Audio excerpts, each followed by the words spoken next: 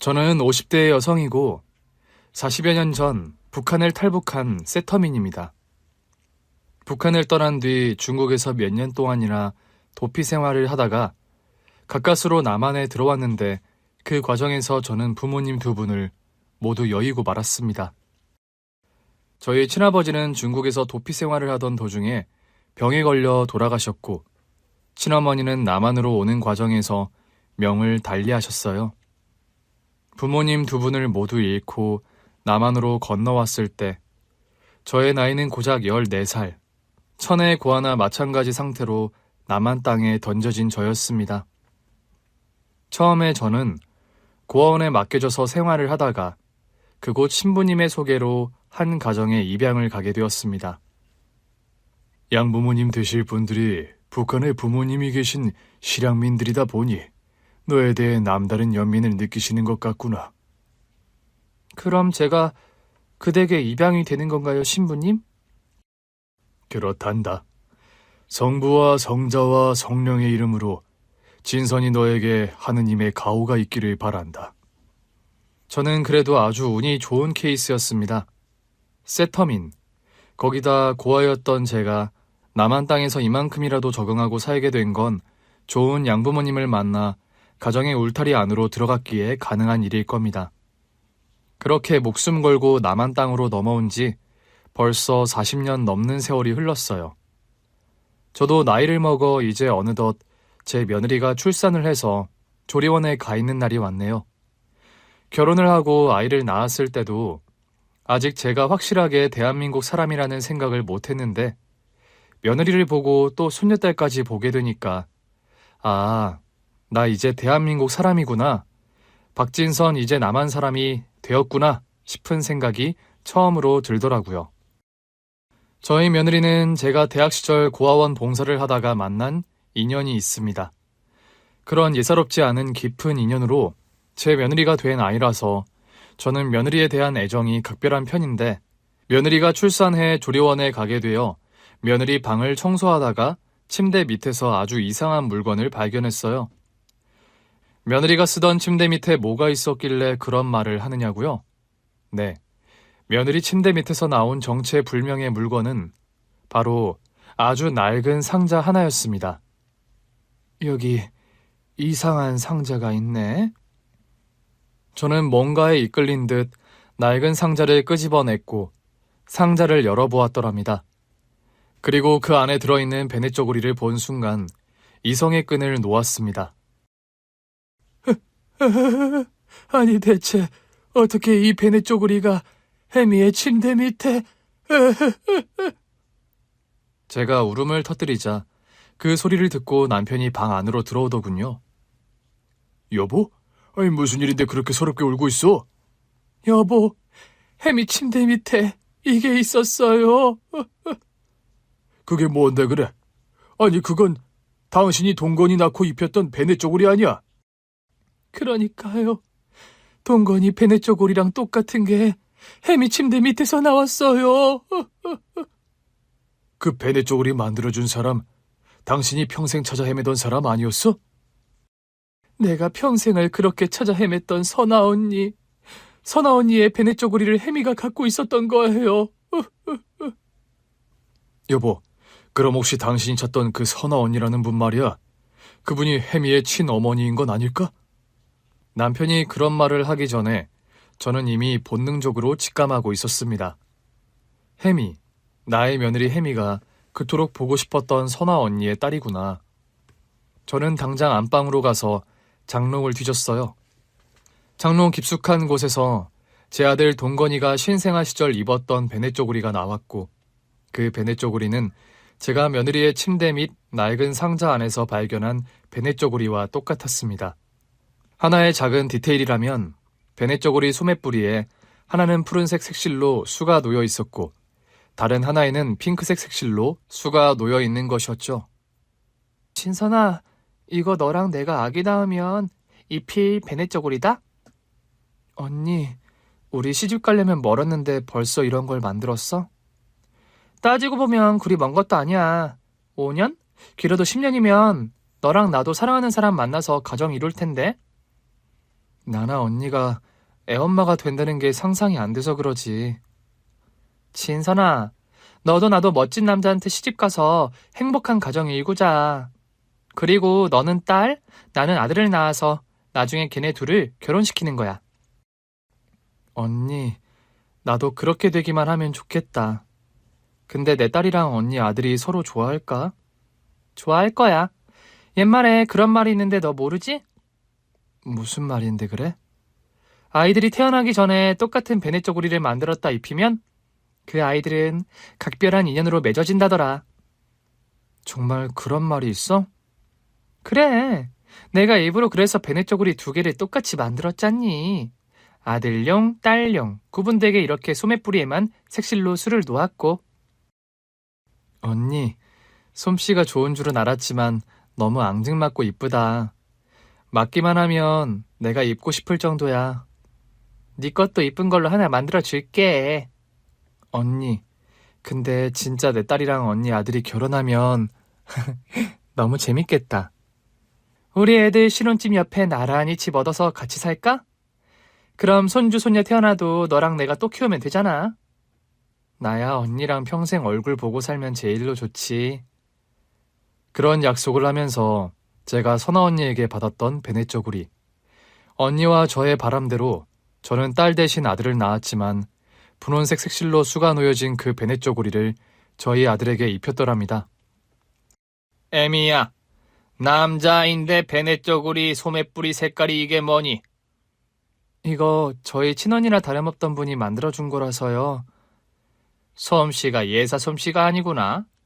애기 베네 쪼구리 하나를 뭐 이리 곱게 만들었다니? 그 언니가 원래 바느질 퀼트를 좋아하던 사람이라서요. 취미로 만들었다기엔 베네 쪼구리가 모양이 독특하고 너무 이쁘구나. 여자가 손재주가 너무 좋으면 팔자가 사납다는데. 시어머니의 선견 지명이었을까요? 제가 친언니처럼 따르던 선아 언니의 운명은 평탄하지 못했습니다. 저는 주마등처럼 떠오르는 과거의 기억들에 휩쓸릴 때가 아니란 생각이 불현듯 들었습니다. 뭔가에 홀린 사람처럼 저희 아들이 신생아일 때 입었던 베네 쪼구리와 며느리의 침대 및 낡은 상자에서 나온 베네 쪼구리를 챙겨들고 당장 며느리가 있는 산후조리원으로 달려갔어요. 어머님, 이 시간에 어쩐 일이세요? 혜미야, 너에게 물어볼 말이 있어서. 급하게 달려오느라 숨까지 몰아쉬는 저를 보고 며느리가 아연실색한 표정을 짓더랍니다. 무슨 일이길래 그렇게 숨이 턱이 차게 달려오셨어요, 어머니? 혜미야, 네 방을 정리하다가 발견했는데 이 상자 말이야. 저는 그 베네 쪼구리가 들어있는 상자를 며느리에게 들이밀었습니다. 안 그래도 그 상자를 동건 씨에게 부탁해서 가져다 달라고 하려고 했는데 어머님께서 가지고 오셨네요? 이걸 가져다 달라고 하려고 했다고? 네, 어머니. 그 베네 쪼구리가요, 다름 아니라 유일하게 저희 친어머니가 만들어주신 제 옷이거든요. 그런 말을 하면서 닭똥 같은 눈물을 뚝뚝 흘리는 며느리였습니다. 그 말을 듣는 순간 더 큰 충격과 놀람을 느낀 것은 저였지요. 뭐라고? 이 베네 쪼구리가 그럼 너희 친어머니가 만들어주신 거라는 거야? 네, 어머니. 저희 친엄마는 저를 낳다가 돌아가셨는데 이 베네 쪼구리는 돌아가시기 전에 만들어두신 거라고 들었어요. 제가 태어나면 입히겠다고요.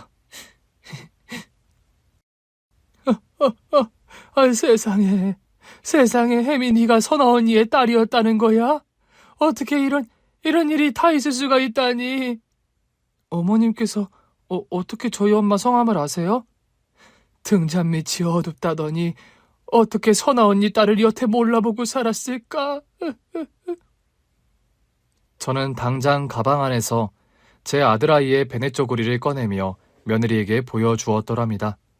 본인의 베네 쪼구리에 똑같은 아들 녀석의 베네 쪼구리를 보고 기함할 정도로 깜짝 놀라는 며느리였어요. 어떻게 제 것과 똑같은 베네 쪼구리를 가지고 계신 거예요, 어머니? 이게 네 남편인 동건이가 어려서 입었던 베네 쪼구리란다. 이건 저희 엄마가 손수 바느질을 해서 만든 베넷저고리라서 세상에 하나밖에 없는 건 줄 알았는데 어떻게 똑같은 게 있을 수가 있단 말이에요? 이해할 수 없다는 표정으로 저를 뚫어지게 쳐다보는 며느리였습니다. 혜미야, 이제 너에게 네 엄마와 나의 옛날 이야기를 해주어야 할 것 같구나. 저희 엄마를 어머니께서 아신단 말씀이세요? 그래, 너를 낳아준 너희 친엄마, 선아 언니, 홍선아 언니를 내가 어찌 모르겠니? 저희 엄마 성까지 어머니께서 저희 엄마를 대체 어떻게 아신다는 거세요, 어머니? 혜미 너를 처음 봤을 때 어쩐지 낯이 익고 설명할 수 없는 이유로 네가 마냥 좋더니만 그게 다 이유가 있는 거였어. 가만 보니 넌 체형도 눈빛도 선아 언니를 빼다 박았는데 난 왜 여태 네가 그토록 찾아 헤매던 선아 언니의 딸인 걸 몰랐는지. 저는 바보처럼 혜미를 알아보지 못한 지난날의 제 과오가 너무나 원망스러울 따름이었습니다. 며느리의 친엄마, 선아 언니라는 사람과 대체 어떤 사연이 있길래 이런 말을 하느냐고요? 며느리인 혜미를 낳은 선아 언니와 저는 비록 피는 한 방울 섞이지 않았지만 친자매와 같은 사이였습니다. 과거에 제가 북한에서 탈북을 한 이력이 있다는 말씀을 드렸었죠. 탈북하는 과정에서 고아가 되었던 저는 남한에 도착한 뒤 우여곡절 끝에 한 가정에 입양이 되었더랍니다. 양부모님은 북한의 부모님과 가족이 있는 실향민이었고 그런 이유 때문인지 혼자가 된 저를 딸로 입양을 하셨어요. 진선아, 앞으로는 나와 내 남편이 네 부모님 역할을 해줄 거다. 우리가 모자란 점이 있겠지만 너도 우리를 엄마 아빠로 생각하고 편히 지냈으면 좋겠다. 양 부모님께서는 두 분 다 공무원이셨고 결혼한 지 오래되었지만 슬아에 자식이 없었습니다. 직급이 높은 공무원이라 출장도 잦고 일로 바빠 주말을 제외하고는 집에 거의 안 계시는 날이 많은 분들이었죠. 저는 양부모님께 입양이 되긴 했지만 집에서 혼자 지내는 시간들이 무척 많았습니다. 진선아, 이번 주엔 엄마 아빠가 동시에 출장이라 혼자 있어야 하는데 괜찮겠니? 괜찮습니다. 제가 어린애도 아닌걸요. 미안하다. 진선이 네가 아직 나만의 적응도 잘 안 됐는데 시간을 많이 보내주지 못해서. 아니에요. 엄마도 아빠도 바쁘신 분들인 거 저도 잘 아는걸요. 북한 말씨 억지로 고치려 들지 말고 편한 대로 해. 아닙니다. 적응하려면 말투부터 빨리 고쳐야 해요. 저는 의식적으로 노력을 하는데도 불쑥불쑥 튀어나오곤 하는 북한 억양이나 말투 때문에 스트레스를 받곤 했습니다. 저는 나이가 14살이었지만 몇 년 동안이나 제대로 학교를 못 다닌 탓에 중학교 대신 4살이나 어린 초등학생들과 한 학교를 다니고 있었어요. 저 언니는 말투가 진짜 이상하다. 맨날 말끝마다 내래 이런다. 북한에서 도망와서 그렇대. 우리 엄마가 저런 빨갱이랑은 절대로 놀지 말라 그랬어. 빨갱이가 뭔데? 넌 뉴스도 안 보냐? 북한에 보면 사람들 맨날 먹을 거 없어서 굶어 죽고 김정일한테 충성하고 그러잖아. 그런 사람들을 빨갱이라고 하는 거야. 맞아. 북한은 나만 오려는 사람들 막 잡아가서 일 시키고 그런다는데 진선 누나도 그렇게 되는 거 아니야? 그러니까 저 누나랑 놀면 안 된다고 그랬다니까 우리 엄마가. 학교에서 제가 놀림받는 내용들이 대충 이랬습니다. 안 그래도 나이 터울이 어린 동생들이었는데 그 애들은 나를 대놓고 북한에서 온 탈북민이라고 놀리고 뒤에서 험담을 하기 일쑤였죠. 진선 언니는 우리보다 나이도 많은데 왜 우리랑 같이 학교를 다녀요? 나는 사정상 몇 년 학교를 못 다녀서 그래. 학교 안 다니고 뭐 했는데요? 야, 넌 그것도 모르냐? 북한에서 도망오다 보니까 학교 못 다닌 거지. 그렇죠, 누나? 뭐 그렇다고 볼 수 있지. 우리 언니는 진선 언니랑 동갑인데 이제 벌써 중학교 2학년인데 올 언니는 내가 산수 풀다 물어보면 다 알던데. 언니는 나보다도 산수를 못 푸네요. 크크크. 나이가 서너 살이나 어린 초등학생들에게 그런 놀림을 받으며 다니는 학교가 재미있을 리 없었죠. 거기다 제가 학교를 다니는 반의 담임 선생님 또한 세터민에 대한 편견이 심한 분이었습니다. 걔나 소나 다 이북에서 못 살겠다고 남한으로 넘어오면 어쩌자는 걸까? 참 대책 없는 치들이야. 참, 자선생 방에 탈북 학생이 한 명 있지. 박진선이라고 그랬나? 그래, 올해 재수가 없으려니 꼭 그런 애가 우리 반에 들어와서 골치를 썩이네. 그 애가 골치를 썩여? 보면 그냥 조용하게 학교 다니는 것 같던데. 애들한테 알게 모르게 안 좋은 영향을 줄 것 같아서 내가 얼마나 매사 조심스러운데. 그래? 하긴 그렇겠다. 사상교육 다 받고 왔다고는 하지만 그 속을 누가 알겠어? 내 말이 또래 애들보다 나이도 많아서 내가 늘 신경이 쓰인다고. 어린애들 상대로 이상한 사상교육이나 북한 얘기 같은 거 늘어놓을까봐. 설마 남한서 받아줬고 여기 정착하게 된 이상 사상 같은 거야 문제없겠지. 그러니 남한으로 목숨을 걸고 도망온 거 아니겠어? 그런 거면 다행인데 아닌 사람들도 있다잖아. 학부모들도 보수적인 사람들이 얼마나 많은데 그런 걸로 컴플레인 들어올까봐 내가 얼마나 노심초사하는 줄 알아? 하긴 그런 애들 반에 한 명 있으면 나 같아도 살얼음판이겠다. 차 선생이 고생이 많네. 저는 우연히 교사 화장실 앞을 지나다가 선생님들끼리 나누는 대화를 듣고는 충격을 받았더랍니다. 학교에서는 반 친구들과 섞여 지낼 수 없었고 선생님마저 그런 편견을 가지고 저를 보는 통에 저는 극도로 소외감과 외로움을 느낄 수밖에 없었어요. 그런 무거운 마음으로 집에 오면 집은 텅 비어있기 일쑤였습니다. 저는 그날도 혼자 집에 우두커니 있다가 답답한 마음에 동네 골목에 나와 할 일 없이 앉아 있었습니다. 혼자서 멍하니 하늘을 쳐다보는데 돌아가신 엄마 아빠 얼굴이 떠올랐고 저도 모르게 눈물이 왈칵 쏟아지더군요. 너 옆집에 사는 애 아니니? 소리가 나는 쪽을 깜짝 놀라 쳐다봤는데 예쁘장하게 생긴 언니 한 명이 저를 다정한 표정으로 보고 있더군요. 네를 아십니까?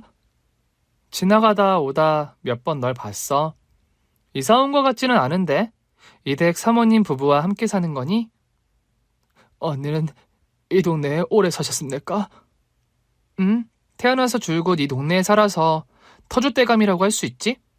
이댁 사모님 내외 두 분 다 공무원이시잖아, 맞지? 네, 맞아요. 저희 양부모님 모두 공무원이십니다. 아, 그러고 보니 여기 사모님 내외가 얼마 전부터 그런 말씀하셨다? 딸이 한 명 생길 거라고 말이야. 저를 입양한다는 말씀을 하셨더란 말입니까? 이댁 사모님이 우리 엄마랑 고등학교 선후배 사이시거든. 그런데 너 말투가 북한에서 살다 온 사람 말투네? 네, 맞습니다. 내래 북한에서 건너온 지 얼마 안 된 처지예요. 그래서 말투가 남달랐구나. 반가워. 난 옆집에 사는 선아 언니라고 해. 저는 진선이라고 합니다. 박진선. 진선이? 정감도 있고 이쁜 이름이구나. 그런데 너 혹시 울고 있었니? 아닙니다. 하늘을 그냥 한번 쳐다봤는데 눈이 너무 부셔서리. 그래? 네 말 맞다나 오늘 하늘빛이 유달리 시릴 정도로 푸르구나. 구름 한 점 없이 말이야. 이런 날은 너무 오래 하늘만 쳐다보고 있으면 안 돼. 네? 그게 무슨 말이야요? 구름 한 점 없이 퍼런 하늘을 너무 오래 쳐다보면 너처럼 괜시리 눈물만 난다는 말이다. 아, 네. 사모님 내외분은 또 출장 가셨니? 네, 두 분이 워낙에 많이 바쁘십니다. 저녁은 먹었어? 아니요, 이제 들어가서 저도 그만 저녁 먹어야겠어요. 혼자 저녁 먹을 거면 우리 집에 가서 같이 먹을래? 선아 언니와의 만남은 처음부터 좀 특별한 데가 있었습니다. 언니는 처음 보는 사람이었는데도 오래 알던 사람처럼 설명할 수 없는 편안함과 친근함이 있었어요. 저는 낯선 사람 앞에서는 한묵증에 걸린 사람처럼 입을 꾹 닫아버리는 습성이 있었습니다. 괜히 이북 말투가 표시가 나서 탈북자구나 하는 그런 눈초리를 받기 싫었기 때문입니다. 그런데 언니 앞에서는 이상하게 그런 게 처음부터 무장해제가 되더라고요. 진선아, 너 간고등어 찌개 좋아하니? 그거이 이북 사람들만 하는 음식인데 언니가 어찌합니까? 남한에 와서는 간고등어 찌개 한 번도 안 먹어봤어? 이북 음식 먹은 지는 몇 년 됩니다.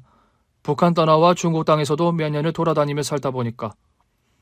사실 우리 외할머니가 평안북도 출신이셔. 그래서 어려서부터 이북 음식 나는 많이 먹고 자랐다. 진선이 네가 이북에서 왔으니까 오늘 저녁은 간고등어 찌개 해서 같이 먹자. 선아 언니의 어머니가 부엌에 나오더니 언니 주문을 받고 간고등어 찌개를 그 자리에서 뚝딱뚝딱 만들어주시는 겁니다. 옆집에 사는 진선이라고? 많이 먹어라. 감사합니다.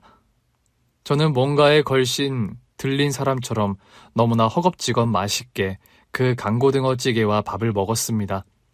신기하게 선아 언니 어머니께서 만들어주신 그 간고등어 찌개는 옛날 이북에 살 때 엄마가 만들어주시던 찌개 맛과 똑같더라고요. 우리 어머니가 만들어주시던 찌개 맛과 너무 똑같습니다. 저는 그날 밥을 한 공기 다 비우고 나서 저도 모르게 왈칵 눈물을 쏟고 말았더랍니다. 엄마, 진선이가 부모님 생각이 나나 봐요. 부모님은 이북에서 같이 못 넘어오셨니?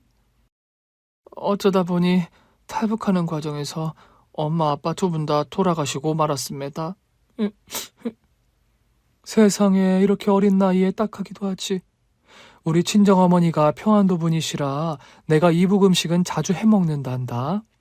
밥 생각날 때 언제든 우리 집에 와서 같이 먹자, 진선아.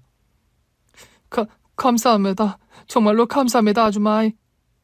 너를 통해 오랜만에 이북 말씨를 들으니 너무 정겹고 좋구나. 엄마, 진선이 말하는 거 들으면 꼭 외할머니 말씀하시던 말투 생각나죠? 그러게 말이야. 네 외할머니도 꼭 진선이 같은 말투와 억양이셨지. 그런 말을 하면서 제 어깨를 따뜻하게 쓰다듬어주는 선아 언니와 선아 언니 어머니였습니다. 저는 그날 선아 언니네 집에서 간고등어 찌개와 맛있는 밥을 먹고 또 한참을 언니 방에서 수다를 떨며 같이 놀았어요. 진선아, 밥 먹었으니까 내 방 가서 놀래? 제가 더 놀다 가도 됩니까? 그럼 물론이지. 그리고 너랑 나랑 나이 차이도 크게 안 나는데 그냥 말 편하게 해.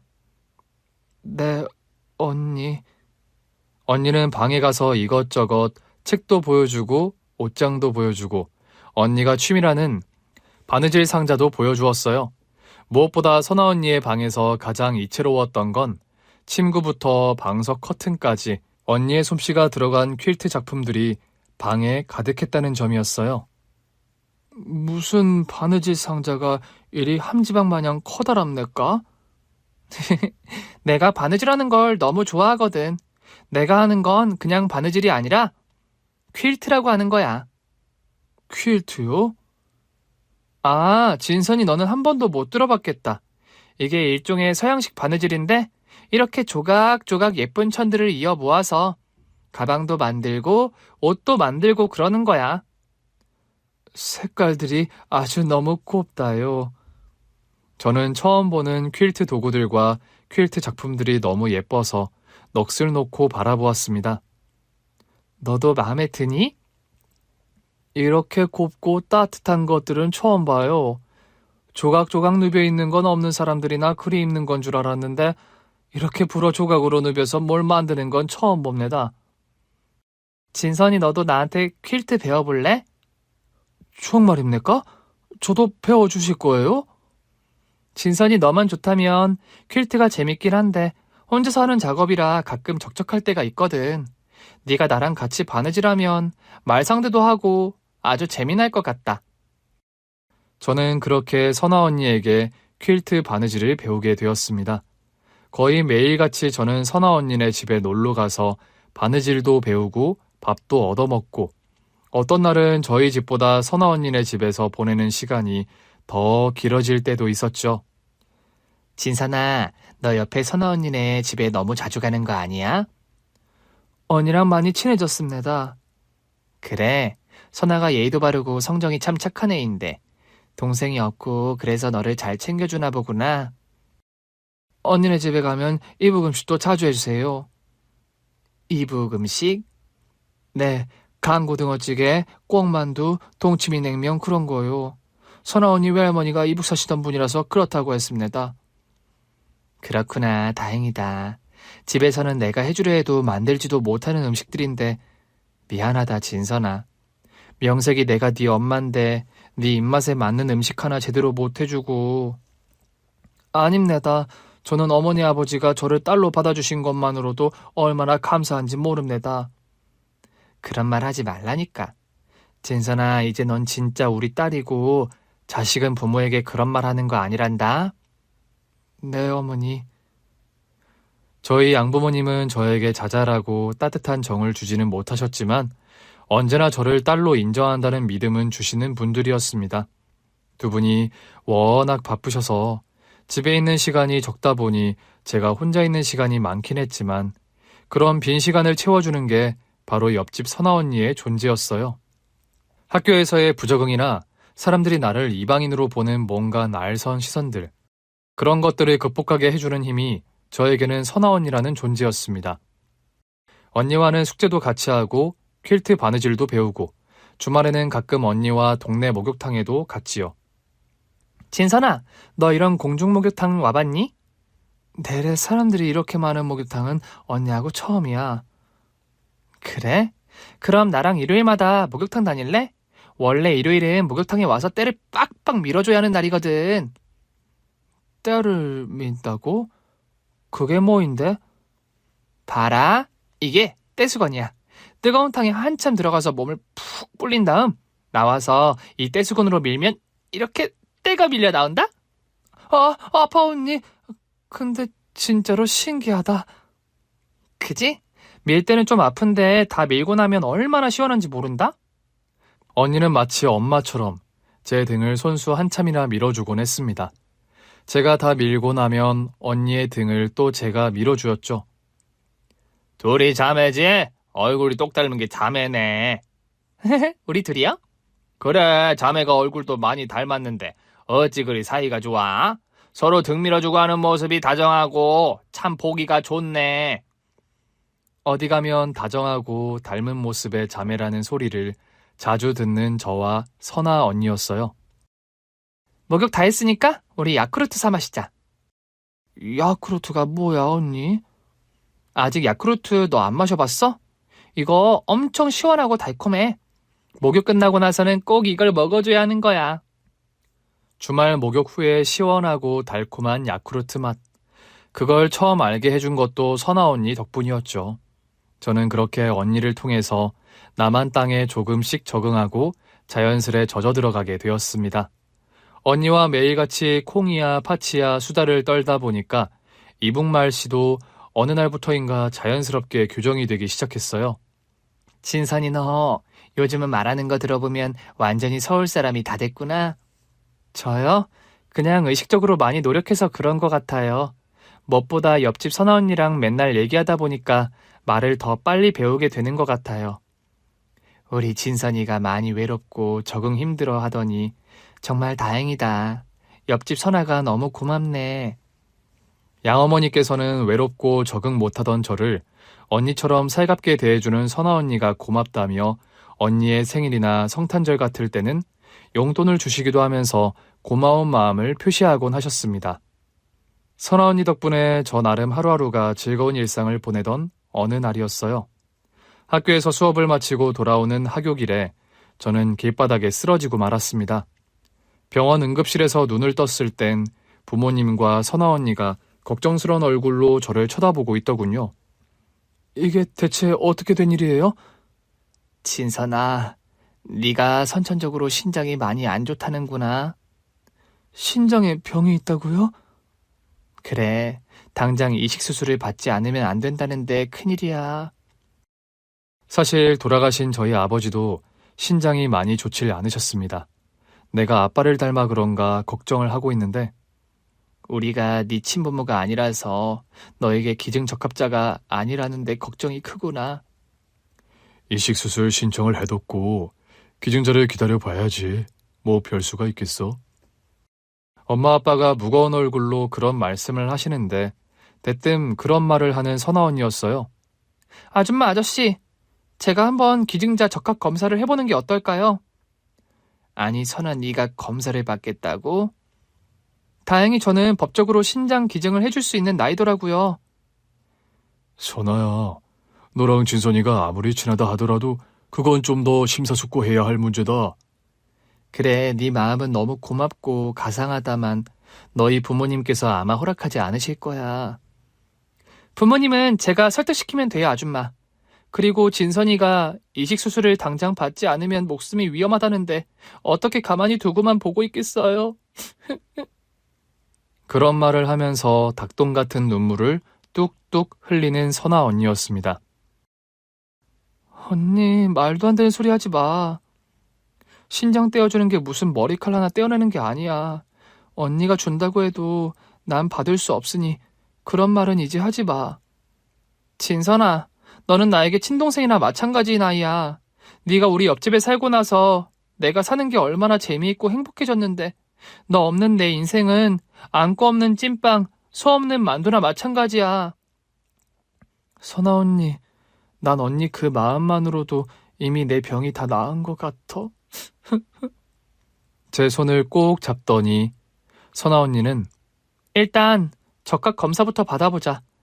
결과만 잘 나오면 내가 진선이 너 꼭 살려줄 거야. 두고 봐. 언니는 부모님을 겨우 설득하더니 결국 기증자 적합 검사를 받았습니다.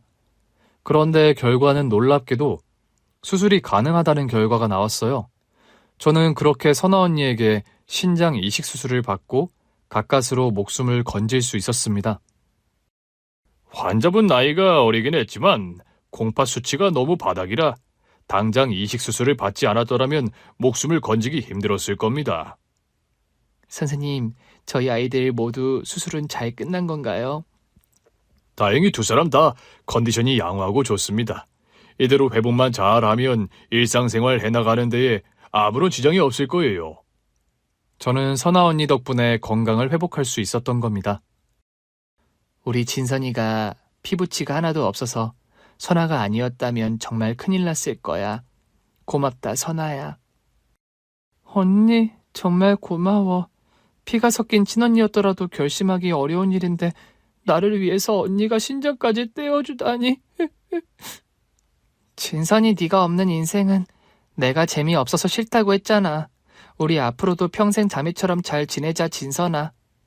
언니, 그건 내가 언니한테 할 소리야. 언니가 아무리 나 싫다고 해도 나는 이제 평생 선아 언니만 졸졸 쫓아다닐 거야. 언니 너무 고마워. 언니 덕분에 겨우 살아난 저는 언니를 부둥켜 안고 한참을 오열했더랍니다. 그 후로 언니와 저의 사이는 더욱 각별해졌습니다. 진선아, 우리 나중에 각자 시집가도 한 동네 살면서 지금처럼 지내자. 언니가 미국에 시집가도 난 언니 따라갈 거야. 정말? 난 늘 너 같은 여동생이 있었으면 했는데 자기 전에 매일 기도하고 잤더니 진선이 너 같은 동생이 하늘에서 뚝 떨어졌나 봐. 언니, 우리 시집가서 애엄마 돼도 진짜 지금처럼 지낼 수 있을까? 그럼 못할 건 뭐니? 우리 시집가서 나는 아들, 너는 딸 하나 낳아서 걔네들 결혼시키자. 언니도 참, 애들 결혼이 우리 마음대로 되는 일이야? 예전에 퀼트 선생님이 해주신 말이 있는데 베네 쪼고리를 같은 걸 만들어서 태어난 애들에게 입히면 그 애들은 아주 각별한 인연으로 얽힌다더라. 진짜? 그런 말이 있어? 그래, 말 나온 김에 우리 애들 나중에 입힐 베네 쪼고리 내가 만들어놔야겠다. 똑같은 2개 만들어서 너 하나, 나 하나 가지고 있다가 우리 첫 아이 낳으면 그걸 입히자, 응? 그래, 언니. 그러자. 언니랑 시집가서 한 동네 살고 또 애들 결혼시켜서 사돈 되고 생각만 해도 너무 재미있겠다. 언니는 그 말이 나오고 정말 며칠 안 되어서 예쁜 베네 쪼고리 2벌을 완성했더랍니다. 진선아, 나는 아들 낳을 거니까 파란 소매뿌리 베네쪼고리, 너는 딸을 낳고 싶어 하니까 분홍색 소매뿌리 베네쪼고리다. 뚝딱뚝딱 빨리도 만들었네. 너무 예쁘다, 베네쪼고리가. 이렇게 특별하고 예쁜 베네쪼고리는 처음 봐. 너와 나의 첫 아이들이 입을 베네쪼고리인데 내가 당연히 심혈을 기울여 만들었지. 이거 절대 잃어버리지 말고 잘 간직해야 해. 당연하지, 언니. 이런 귀한 걸 미쳤다고 잃어버려? 우리 꼭 지금처럼 가까이서 자매처럼 재미나게 지내자, 진선아. 언니. 난 죽을 때까지 귀찮게 언니 옆에 붙어 있을 거야. 그런 약속을 했던 선아 언니와 저였습니다. 그런데요, 언니와 저의 약속은 지켜지지 못한 약속이 되어버리고 말았어요. 언니는 22살이 되던 해 여름, 한 남자와 결혼식을 올리게 되었습니다. 집에서 정혼 비슷하게 혼처를 정해둔 곳이었는데 처음 맞선 자리에 나갔다 온 언니가 연애를 시작하더니 반년이 채 되지 않아 결혼식을 올리게 된 거였죠. 언니, 결혼 축하해. 이렇게 빨리 시집 가려는 거는 아닌데 뭔가 섭섭하다. 섭섭할 거 뭐 있어. 형부가 좋은 사람이니 언니 행복하게 해줄 거야.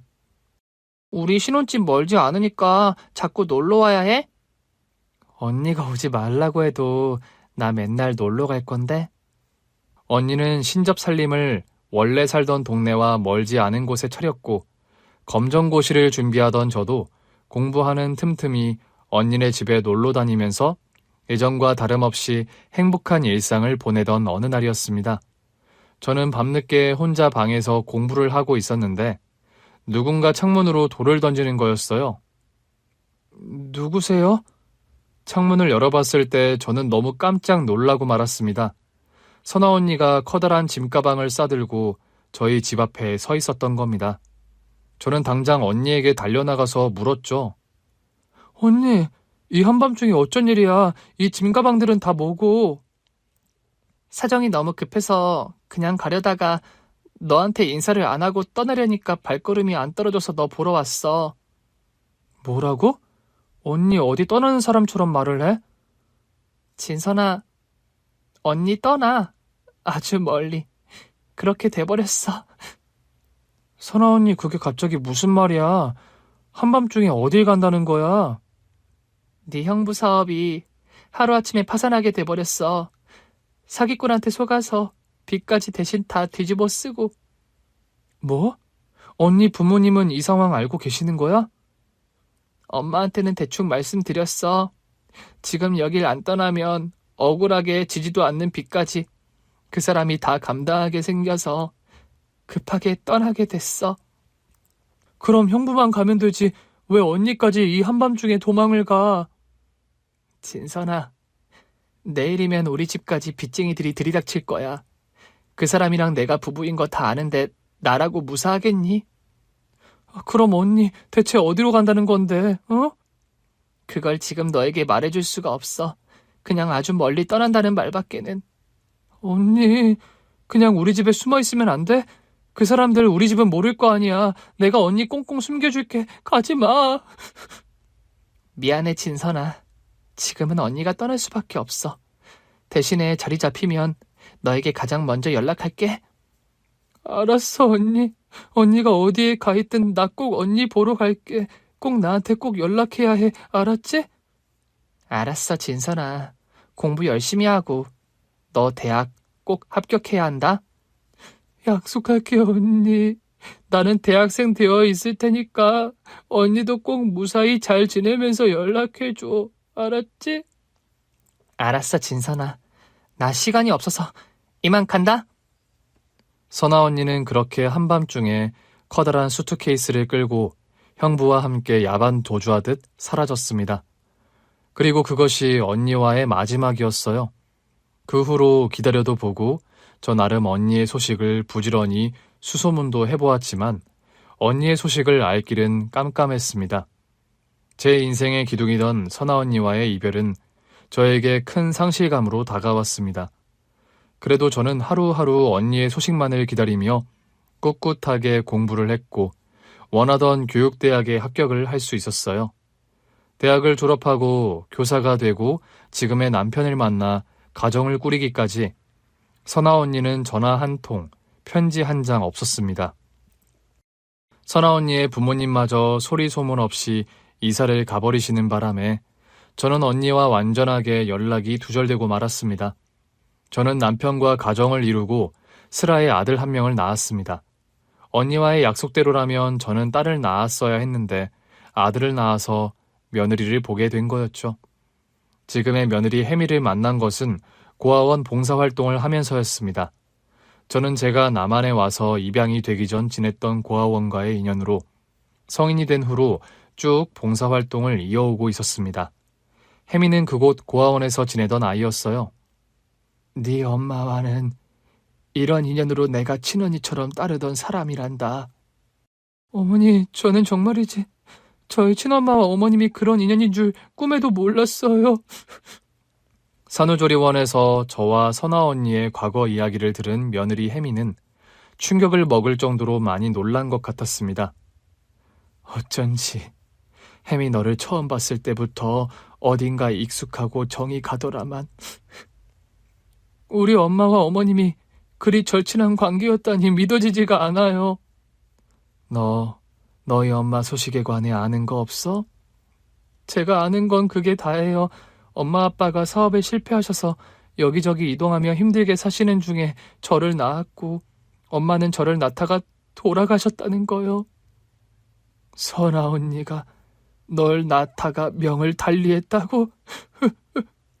네, 그런데 얼마 안 가 아빠도 병으로 돌아가시면서 저는 고아원에 맡겨졌다고요. 언니가 그렇게 힘들게 살며 세상을 떠나는 동안 나는 아무것도 모르고 있었다니. 네가 진작에 선아 언니 딸인 줄 알았더라면 내가 더 일찍 너를 입양이라도 했을 텐데 미안하다 혜미야. 아니에요 어머님. 그때 옆에서 이야기를 듣고 있던 아들 녀석이 문득 그런 말을 하는 겁니다. 엄마, 만약에 혜미를 딸로 입양하셨더라면 지금 며느리로 혜미를 보지 못하셨을 거예요. 그래, 동건이 네 말을 듣고 보니까 우리 혜미를 더 오래오래 평생 옆에서 두고 보라고 저 하늘에서 선아 언니가 조치를 취한 것 같구나. 저는 언니가 살아생전 그렇게 고생을 하다가 혜미를 낳는 와중에 명을 달리했다는 소식조차 모르고 있었던 겁니다. 그 옛날 다 죽어가는 나를 살려준 게 너희 엄마였는데 나는 네 엄마가 그렇게 힘든 시기에 천치같이 아무것도 모르고 살았다니. 뒤늦게 저는 선아 언니에 대한 미안함과 죄책감으로 억장이 무너지는 것만 같았습니다. 저는 혜미가 맡겨졌던 고아원을 찾아가서 당장 선아 언니에 대한 수소문을 하기 시작했어요. 글쎄요, 혜미가 맡겨졌던 때만 해도 아주 수십 년 전이라 뭘 특별히 더 말씀드릴 게 없는데요. 그래도 혜미 친어머니가 돌아가신 날짜만이라도 그것만이라도 알 수 없을까요? 언제 돌아가셨는지는 제가 말씀드릴 수 있겠네요. 그때 혜미를 맡기면서 그런 신상 기록을 적은 서류들이 아직 보관되어 있는 걸로 알아요. 저는 가까스로 언니가 세상을 떠난 날짜를 알아낼 수 있었습니다. 그리고 그날부터 언니의 기일을 제가 챙기기 시작했어요. 며느리가 산후조리원에서 나온 후로는 제가 며느리의 산후조리와 신생아 육아를 함께 도왔습니다. 교편을 잡고 있던 학교에 휴직계까지 내고 며느리 케어에 힘을 쓰는 저를 보고 동료들은 극성이라 말을 하더군요. 박 선생, 산후조리 돕는 것도 그렇고 신생아 육아가 보통 일이 아닌데 그냥 돈 보태주고 베이비시터를 쓰라고 하지 그래? 우리 며느리와 손녀는 꼭 제 손으로 돌봐주고 싶어서요. 저는 며느리 혜미와 손녀 예서에게 좋은 시어머니, 할머니 역할을 최선을 다해 하는 것이 그나마 하늘에 있는 선아 언니에게 조금이라도 은혜를 갚는 길이라고 생각이 들더랍니다. 어머니, 매번 이렇게 식단 안 바꿔주셔도 돼요. 예서 돌보는 것도 어머님께서 거의 다 해주시는데 저 먹는 것까지 준비하신다고 거의 잠도 못 주무시고. 너와 예서를 돌보는 게 내 기쁨이란다, 혜미야. 미역국만 해도 이렇게 소고기 미역국, 북어 미역국, 성게 미역국 돌아가며 해주시니까 제가 완전히 공주 대접을 받는 기분이에요, 어머니. 내가 너희 엄마 집에서 옛날에 맛난 밥을 참 많이도 얻어먹었단다. 그 고마움이 아직도 뼈에 사무쳐서 너에게 하나라도 더 맛있는 걸 해주고 싶어.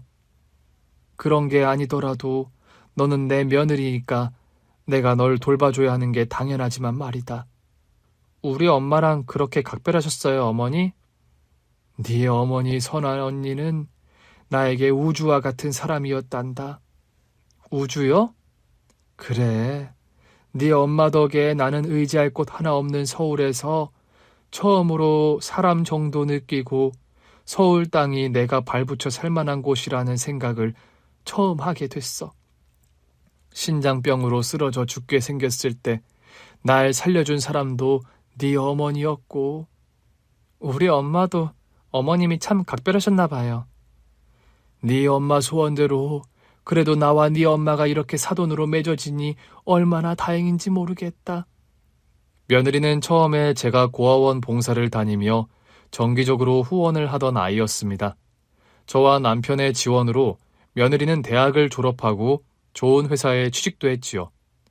그러다 어버이날 저희 집에 감사 인사를 온 며느리가 저희 아들과 첫눈에 바라는 바람에 선아 언니의 딸 혜미와 저희 아들 동건이는 결혼해서 부부의 영까지 맺어지게 되었던 겁니다. 며느리 혜미가 낳은 딸은 참 신기하게도 선아 언니를 판에 찍은 듯이 빼닮았어요. 선하고 깊은 눈매, 옥독한 코와 유달리 백옥같이 희었던 피부, 길고 섬세한 손가락까지요. 야무져 보이는 인매와 입꼬리까지 선아 언니 판박이인 손녀 예서가 잠들어 있는 모습을 보고 있으면 선아 언니가 사무치게 그리워지곤 합니다.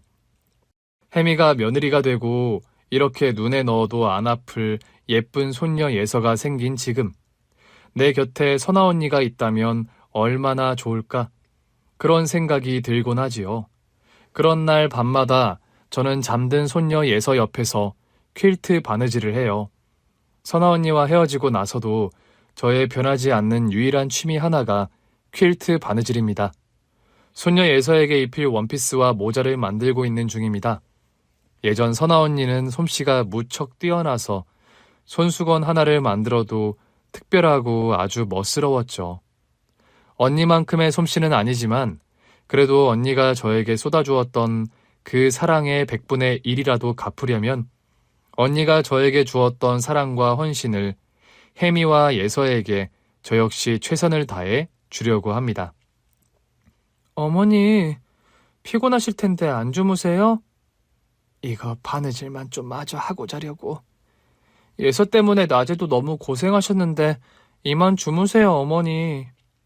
어차피 제가 수유도 해야 하니 예서 제가 볼게요. 아니다. 한두 시간 있으면 깨어날 텐데 그때까지 너라도 눈을 좀 붙이렴. 아이 엄마는 피곤하면 못 쓴다. 매번 죄송해서 그러죠. 죄송은 무슨. 내가 바느질하며 예서 보고 있을 테니 너는 토막잠이라도 좀 자두렴. 며칠 후면 선아 언니의 기일이 다가옵니다. 다가오는 언니 기일엔 제수 음식으로 언니가 평소 좋아하던 하얀 백설기와 꿩만두를 올려볼까 합니다. 남한으로 넘어온 저에게 이북 음식인 강고등어 찌개를 해주었던 선아 언니와의 따뜻했던 저녁 식사가 지금도 생생한 저입니다. 이북 음식을 전혀 먹어보지 못했던 며느리도 이 강고등어 찌개를 좋아하니 참 신기한 일이죠. 혜미야, 강고등어 찌개 비리지 않니? 아니요, 어머니. 제가 생선 별로 안 좋아하는데 이 찌개는 신기하게 맛있는데요? 혜미, 네가 이북 여자 피가 흐르긴 하나 보구나. 선아 언니, 언니가 베네쪼고리를 만들며 제게 했던 말처럼 진짜로 언니와 저는 사돈이 되었어요. 언니 말과 다른 게 있다면 언니는 딸을 낳고 저는 아들을 낳았다는 것만 다르네요. 제 인생에 가장 힘들고 외로웠던 시기에 언니는 제 곁에서 든든한 그늘을 만들어 주었는데 저는 언니가 그렇게 힘이 들 때에 그런 사실조차 모르고 살았다는 것이 못내 죄스러워요. 어떻게 살고 있고 얼마나 힘이 든지 연락 한 통이라도 주셨더라면 좋았을 텐데. 저는 이제 살아서 언니의 그 고마운 사랑에 보답할 기회가 없네요.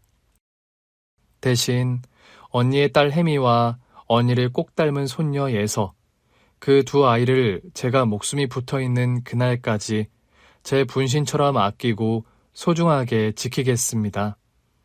언니, 혜미를 낳다 명을 달리하는 그 순간에 얼마나 속이 상하셨어요. 저도 자식 낳고 살다 보니 자식을 혼자 두고 떠나는 어미의 마음이 어떠할지 상상하기 싫을 정도로 마음이 먹먹해져 옵니다. 그래도 이제 혜미 곁에는 제가 있으니 너무 걱정 마세요. 언니만큼의 큰 사랑을 줄 수 있을지 제가 장담은 못하지만 그래도 언니에게 제가 받은 사랑만큼 혜미와 예서에게 최선을 다해 좋은 시어머니, 할머니가 될게요. 언니를 꼭 닮은 예서를 보며 지금도 저는 매일 언니 생각이 난답니다. 언니 계신 그곳 하늘나라는 지낼만 하세요? 언니, 이번 기일엔 언니 좋아하는 백설기와 꽁만두를 차려놓을 테니 형부와 손 꼭 잡고 식사하러 오세요. 100일을 넘긴 손녀 예서, 재롱도 보고 가시고요. 선아 언니, 여전히 많이 그립고 사랑합니다. 이제 저 먼 곳에서 혜미 걱정은 접어두고 편히 쉬시길요. 긴 얘기 들어주셔서 정말 감사합니다. 오늘 준비한 사연은 여기까지입니다. 재미있게 들으셨다면 구독과 좋아요, 알림 설정까지 눌러주세요. 그럼 저는 다음 사연으로 찾아뵐게요. 오늘도 건강하고 행복하세요.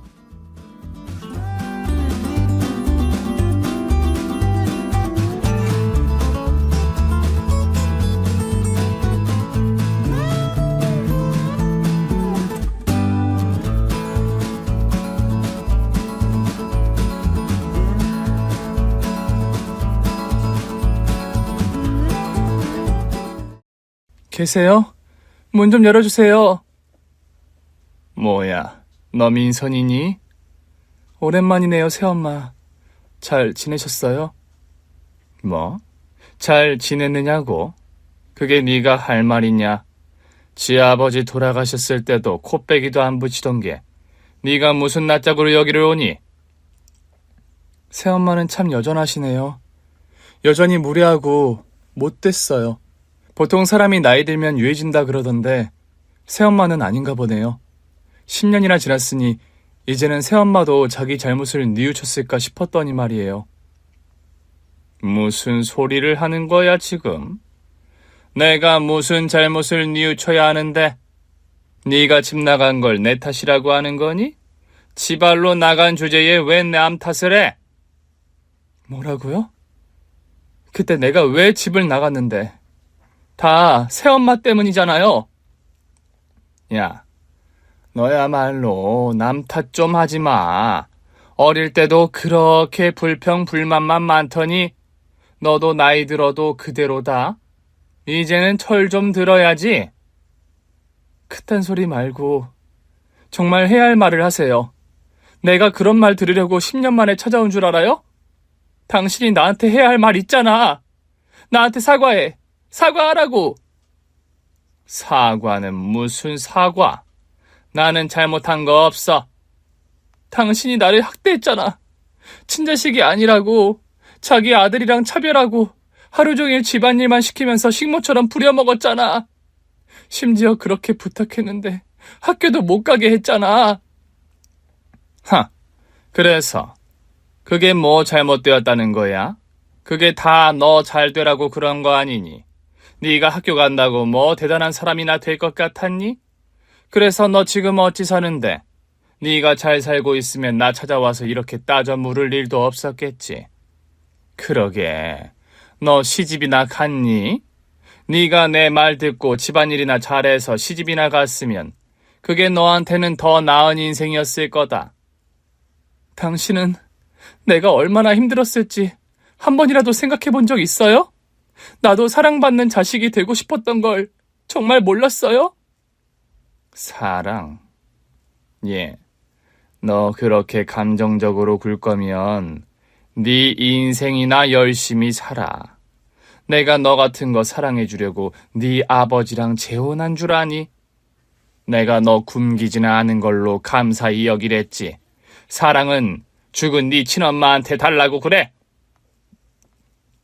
10년 만에 가슴의 응어리를 풀기 위해 사과를 받으러 새엄마를 찾아갔던 저는 여전히 반성이 없는 새엄마의 모습에 크게 실망하고 말았습니다. 여전히 새엄마의 모습에 저는 과거의 아픔이 다시 떠올랐어요. 저의 엄마가 살아계실 적만 해도 저의 세상은 부족한 것 없는 행복한 세상이었던 것 같습니다. 저희 집이 경제적으로 유복하거나 TV에 나오는 이상적인 가족들처럼 화목한 것은 아니었지만 그래도 엄마와 아버지는 언제나 저를 사랑하시고 아껴주셨고 저는 엄마의 사랑을 온전히 느끼며 자라날 수 있었습니다. 그렇게 부모님 울타리 안에서 앞으로도 걱정 없이 살 수 있을 거라고 생각했던 것과 달리 어느 날 저와 저희 가족에게는 믿을 수 없는 비극이 찾아오고 말았습니다. 엄마가 그만 병에 걸려 세상을 떠나시게 되셨던 거죠. 민선아, 엄마 없이도 잘할 수 있지? 우리 민선이는 잘할 수 있을 거야. 그렇지?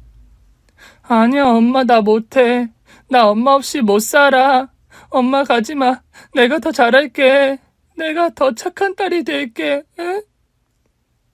미안해, 민선아. 우리 민선이 아직 어린데 엄마가 더 챙겨주지도 못하고 우리 민선이 결혼할 때 옆에 있어줘야 하는데 민선이 웨딩드레스 입는 모습도 꼭 보고 싶었는데 보면 되잖아, 엄마. 엄마 병 다 나아서 나 결혼하는 것도 보고 손주 낳는 것도 봐야지. 내가 엄마 없이 어떻게 하라고, 엄마. 가족들 모두 엄마의 병이 낫기를 기도했지만 안타깝게도 엄마는 병을 얻게 되고 3년 만에 세상을 떠나시고 마셨습니다.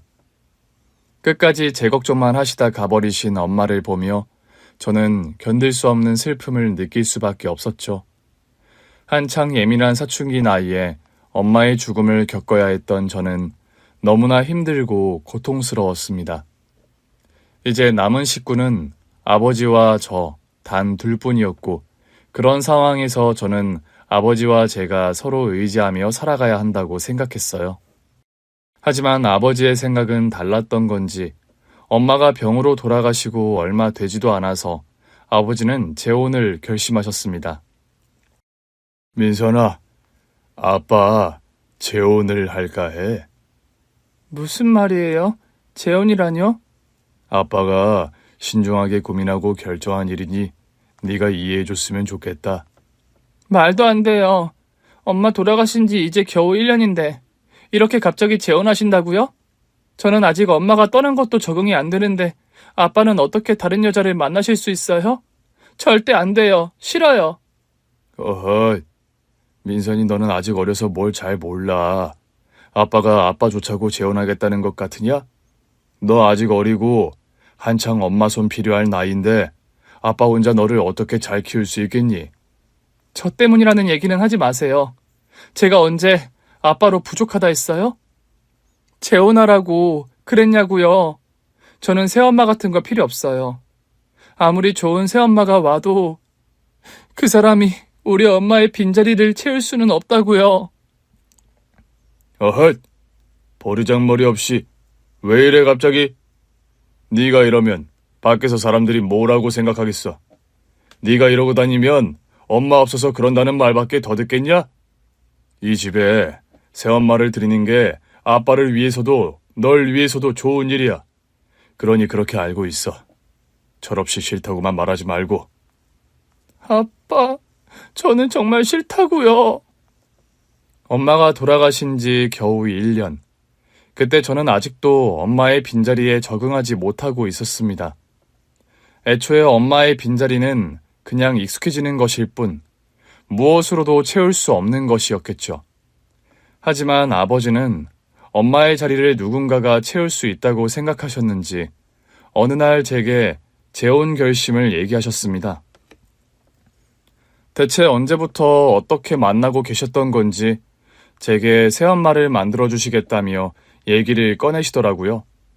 저는 새엄마는 필요 없다며 아버지의 재혼을 반대했지만 아버지는 모두를 위한 일이라며 결국 재혼을 밀어붙이셨고 그렇게 저에게는 새엄마가 생기게 되었어요.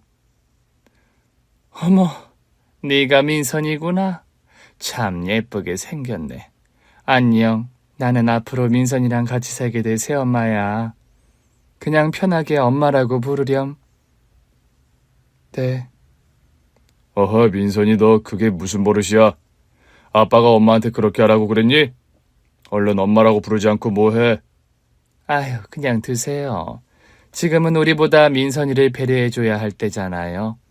갑작스럽게 새엄마가 생겼으니 아이가 얼마나 혼란스럽고 힘들겠어요. 우리가 이해해줘요, 여보. 당신은 정말 마음씨가 고와.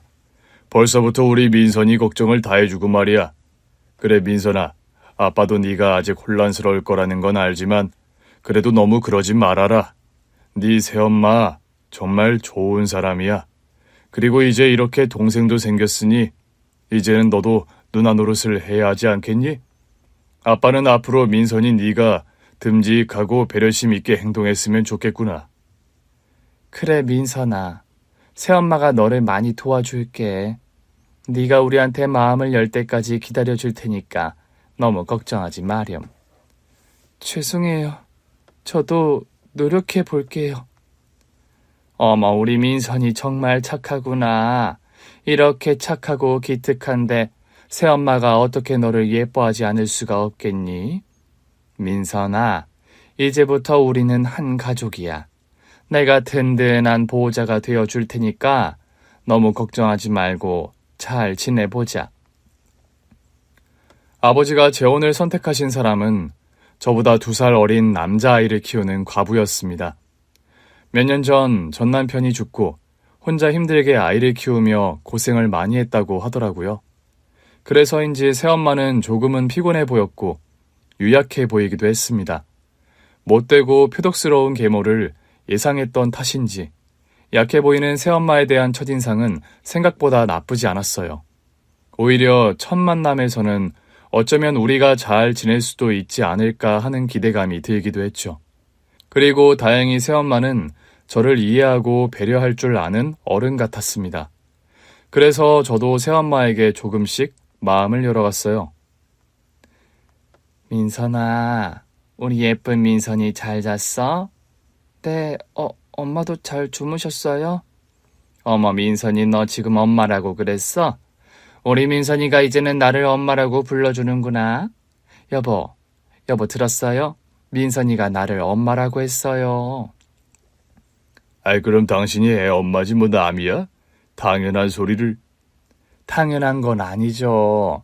우리가 아직 만난 지 얼마 안 되어서 적응도 다 못했을 텐데 민선이가 용기를 내준 거라고요. 허허, 그게 뭐라고? 당신도 참. 당신 너무 무르게만 굴지 마. 한창 사춘기 애들 버릇 잘못 들면 어쩌려고 그래? 에이, 당신은 왜 자꾸 그런 소리를 해요? 우리 민선이가 얼마나 착한데. 이런 애가 버릇 잘못 들 게 뭐가 있겠어요. 그렇지, 민선아? 제가 더 노력할게요. 아직은 좀 어색하긴 하지만 계속하다 보면 괜찮아질 거예요. 그래, 너도 이제 마음을 열었으니 우리가 다 가족이라고 생각하고 잘 지내야 한다. 동생한테도 살갑게 잘 해주고. 이제 네가 누나라는 거 잊지 않았지? 네, 아빠. 호준아, 이따가 누나랑 서점 같이 갈래? 참고서를 사야 하는데 누나가 네 것도 골라줄게. 와, 진짜? 엄마, 나 누나랑 서점 다녀와도 돼? 그럼 당연하지. 민선이 누나 말이라면 다 들어도 돼, 호준아. 기특하구나. 그래, 앞으로도 그렇게 해라, 민선아. 어머나, 우리 네 식구 이제 진짜 가족이 된 것 같네. 나 정말 행복해요, 여보. 이게 당연한 거지. 당신은 뭐 별거라고 참. 하여간에 당신은 너무 여려서 탈이야. 제일 처음에는 저희가 완벽한 가족이 될 수도 있을 거라고 생각했습니다. 아버지와 새엄마, 그리고 저와 의붓 동생은 서로 비슷한 아픔이 있었고, 그렇기에 저희는 서로를 이해하고 보듬을 수 있을 거라 생각했죠. 새엄마도 저에게 너무나 다정하고 친절했기에 한창 돌아가신 엄마의 빈자리로 힘들었던 저는 새엄마와 좋은 모녀지간이 될 수 있을 거라는 믿음을 가질 수 있었어요. 하지만 식구들 앞에서는 다정하던 새엄마가 저와 단둘이 있을 때면 왠지 모르게 차가워지는 것 같았습니다. 처음에는 그냥 저와의 사이가 아직 어색해서 그런 거라며 제 착각이라 생각했지만 시간이 지날수록 저는 이상한 기분을 지울 수가 없었어요. 그리고 얼마 뒤 새엄마가 결국 아버지를 설득해 경제권을 손에 쥔 뒤로는 새엄마는 180도 변해버리고 말았습니다. 아버지가 운영하시던 사업이 어려워지면서부터 아버지께서 밖에 있는 시간이 길어지게 되었고, 그러자 새엄마는 자신이 집안 살림을 잘 챙기겠다며 아버지를 구슬렸어요. 아버지는 착하고 다정한 새엄마의 거짓된 모습에 넘어가 결국 경제권을 새엄마에게 넘겨주게 되었고요. 그러자 새엄마는 마치 당연하다는 듯 집안을 장악해 나가기 시작했어요. 그리고 한 달도 채 지나지 않아서 제게 집안일을 맡기기 시작했습니다. 민선아, 이제부터 집안일은 너의 몫이야. 예? 왜요? 왜냐니? 얘가 왜 이렇게 철없는 소리를 하고 있어? 엄마가 시키면 그냥 시키는 대로 하면 되는 거지. 왜니 뭐니 토를 왜 다니? 그럼 너는 집에서 아무것도 안 하고 놀고 먹으려고 그랬니? 요즘 네 아버지가 사업 문제로 얼마나 힘들어하고 계시는지 몰라서 하는 소리야? 아니, 그건 아닌데. 네 아버지가 밖에서 힘들게 돈을 벌어오시면 자식으로서 감사히 하고 보답할 줄을 알아야지. 그러니 네가 집안에서 네 할 일을 해야 하는 거 아니겠니? 너도 이제 16살이면 어린 나이 아니다. 옛날이었으면 시집도 갔을 나이야. 나는 네 아버지 내조하느라 이래저래 바쁘니까 앞으로 집안일은 민선이 네가 도와야 해. 알았니 몰랐니? 대답 안 해? 알겠어요. 그래. 진작에 그렇게 말할 것이지. 아무튼 이제 너는 나한테 밉보이면 국물도 없을 줄 알아. 알겠어? 새엄마는 갑자기 저에게 살림을 떠넘기기 시작했습니다. 제가 집에서 놀고 먹으면 안 된다고 생각하는지 설거지며 청소, 빨래, 심지어는 요리까지 전부 제게 맡겼어요. 그럴수록 저는 피곤해져 갔고 몸도 마음도 지켰습니다. 그때 저는 겨우 16살 어린 나이였는데 얼마나 일을 많이 했는지 새엄마가 집안일 제게 맡기고 얼마 지나지 않아 주부 습진을 알아야 했죠. 처음에는 가족을 위하는 일이라는 새엄마의 말을 믿고 불평 한마디 없이 따르기만 했습니다. 아직은 낯선 새엄마는 아버지보다 어려운 사람이었고 내가 이 가족의 구성원이 되려면 새엄마에게 잘 보여야 한다고 생각했거든요. 그래서 저는 좋은 딸이 되기 위해 새엄마가 시키는 모든 일을 다 했지만 새엄마는 그걸로 만족하지 않았습니다. 언젠가부터 집안일은 전부 제 몫이 되었고 원래 제 일을 대신 해야 할 새엄마는 혼자 아버지의 카드를 쓰고 사치를 부리며 누구보다 편안한 삶을 누리고 있었습니다. 뭔가 잘못되었다 생각했을 때는 이미 돌이키기 어려워진 상황이었어요. 제가 힘들다고 아버지에게 말을 해봤지만 아버지는 새엄마를 잘 도와야 한다며 저를 방관할 뿐이었습니다. 어느새 새엄마에게 완전히 물들어버린 아버지가 새엄마 말만 들었거든요. 아빠, 저 너무 힘들어요. 저 이제 한창 공부에 집중해야 할 나이인데 공부할 시간도 없이 하루 종일 집안일만 하고 있어요. 이게 맞는 거예요? 민선아, 너 그렇게 말하면 안 돼. 엄마 얘기 들어보니까 민선이 네가 시킨 일은 안 하고 자꾸 농땡이를 부려서 그런다고 하던데. 그러게 진작에 시키는 대로 했으면 좋잖니. 새엄마가 너를 위해서 얼마나 노력하는데 네가 이러면 되겠어? 새엄마는 너를 도와주려고 그러는 거니까 너도 새엄마를 도와주렴. 새로운 환경에서 새엄마가 얼마나 힘들겠니? 너도 이제 어린 나이 아닌데 철이 들어야지. 아빠, 제가 여기서 뭘 얼마나 더 희생해야 해요? 저 이미 충분히 노력하고 있어요. 하지만 새엄마는 자꾸만 저한테 윽박지르고 시키고 하루 종일 새엄마가 시키는 일만 하느라 저는 공부할 시간도 없고 쉴 틈도 없다고요. 그런데도 제가 철이 안 들어서 그러는 거예요? 새엄마가 말하기로는 네가 요즘 자꾸 밖으로 나돈다고 그러던데 할 일은 안 하고 싸돌아다니니까 공부할 시간이 없는 거겠지. 그러게 너도 이제 고등학생인데 공부 좀 해야 하지 않겠니? 앞으로는 집에서 엄마 말 잘 듣고 공부 좀 해라. 너보다 어린 호준이는 이번 시험에서 좋은 성적을 받아왔는데 너는 점점 더 성적이 떨어지니 호준이가 너보고 뭘 배우겠어? 누나로서 모범을 보여도 모자랄 판에 부끄러운 줄 알아라. 그건 새엄마가 호준이만 과외를 시켜주시니까. 어허, 어디서 자꾸 엄마 탓을 하고 있어. 엄마가 너 과외시키려고 했더니 네가 번번이 약속 펑크내고 하기 싫어했다면서. 그러게 해준다고 할 때 제대로 하던가. 네가 멋대로 구니 엄마도 별 수 있겠니? 네 새엄마가 너 때문에 힘들다고 하기에 내가 너 그냥 주라고 그랬다. 공부도 할 마음이 있어야 하는 거야. 아빠가 너 그러라고 힘들게 돈 벌어오는 줄 알아?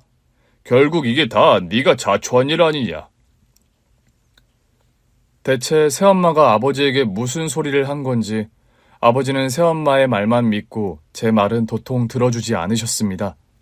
새엄마가 매일같이 저를 구박하고 부려먹어 너무 힘들어서 아버지에게 털어놓으려고 했지만 이미 아버지는 새엄마에게 속아 제 얘기를 믿지 않으셨어요. 제가 힘들다고 하고 도와달라고 하는 말은 전부 투정과 거짓말로 생각하시더라고요. 평소에 조금 엄하신 구석은 있어도 제 얘기는 잘 들어주시고 저를 이해해 주시던 아버지였는데 그런 아버지가 어떻게 저한테 이렇게 매정하게 구시는지 저는 이해할 수 없었습니다. 결국 저는 집안에서 도움받을 곳도 없이 혼자 고립되어 갔습니다.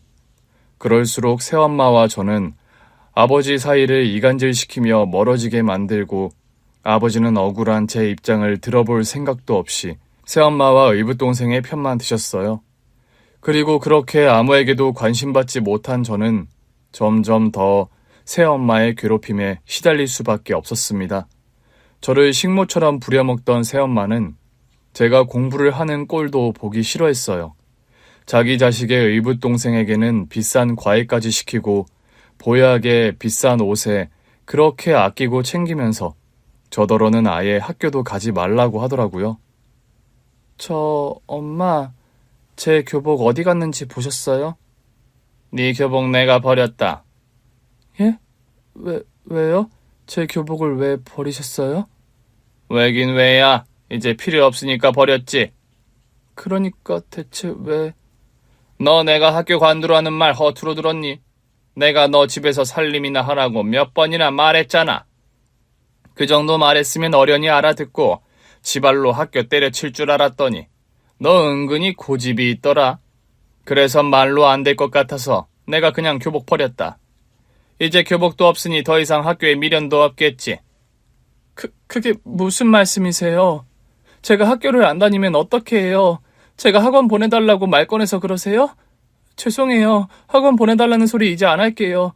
저 그냥 집에서 혼자 공부할게요. 그러니까 제발 학교는 보내주세요. 네가 학교를 다녀서 뭐하니? 너 학교 다녀봐야 별 소용도 없어.